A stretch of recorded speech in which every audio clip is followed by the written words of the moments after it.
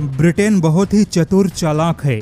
Britain की बातों पर भरोसा करना भी खुद को पूरा धोखा देने जैसा है। जैसा कि हम सभी ने अभी तक चाहे ब्रिटेन हो या फिर अमेरिका, इन सभी को भारत के साथ में सहयोग को लेकर बड़ी बड़ी बातें करते देखा है और इन सभी ने पिछले कई सालों से जितनी बड़ी बड़ी बातें कही, भारत के साथ में उतना बड़ा सहयोग दिखाई नहीं दिया। इन्होंने केवल बातों से भारत को खुश किया और इन सभी का इरादा हमेशा से केवल भारत का फायदा उठाना है। जैसा कि पिछले 10 सालों में ब्रिटेन के सभी प्रधानमंत्रियों ने भारत को लेकर केवल अच्छी अच्छी बातें कही, लेकिन भारत के साथ में उतना अच्छा काम नहीं किया। भारत के साथ में रक्षा सुरक्षा के मुद्दे पर मजबूत सहयोग का वादा किया। स्पेस और हथियारों के क्षेत्र में मिलकर काम करने की बातें कही, लेकिन हकीकत में ब्रिटेन ने पिछले 10 सालों में भारत को कुछ भी विशेष नहीं दिया।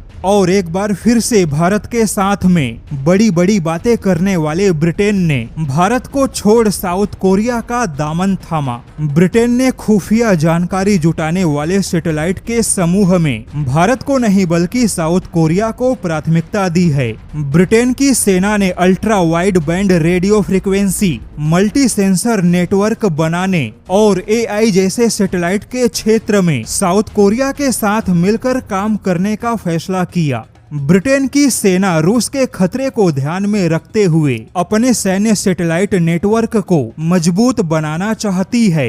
हालांकि अब सवाल है कि अगर ब्रिटेन ने साउथ कोरिया के साथ में भविष्य के सैटेलाइट के क्षेत्र में हाथ मिलाया तो इसमें भारत के लिए बुरी बात क्या है, या फिर यहाँ पर ब्रिटेन ने भारत को किस प्रकार का धोखा दिया। तो इसका बहुत ही स्पष्ट जवाब है कि जब भी हाई एंड टेक्नोलॉजी की बात होती है तब ब्रिटेन ने हमेशा भारत को छोड़ के अपने किसी न किसी पुराने सहयोगी को ही प्राथमिकता दी। इस बार भी सवाल जब हाई एंड टेक्नोलॉजी का है तब ब्रिटेन ने भारत से नहीं बल्कि साउथ कोरिया से हाथ मिलाया। और ऐसा करने की मुख्य वजह है कि ब्रिटेन को अब भी भारत से डर है।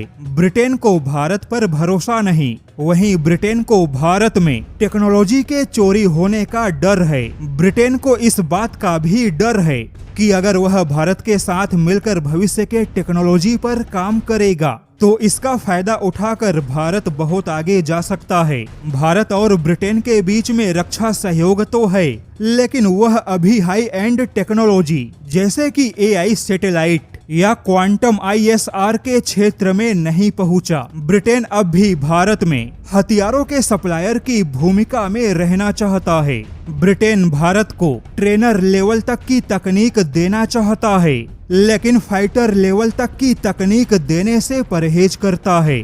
पिछले कई सालों से ब्रिटेन ने भारत को लेकर केवल बड़ी बड़ी बातें कही, लेकिन उन्होंने भारत को हथियारों के क्षेत्र में कभी कोई गेम चेंजर प्रस्ताव नहीं दिया। वहीं ब्रिटेन ने भारत को मजबूरी में अपने 6ठी पीढ़ी के फाइटर जेट परियोजना में शामिल होने का प्रस्ताव दिया, क्योंकि यहाँ पर खुद ब्रिटेन को निवेश और ग्राहक की आवश्यकता है। ऐसे में देखा जाए तो ब्रिटेन की नीयत अब भी भारत के प्रति बहुत ही ज्यादा खराब है।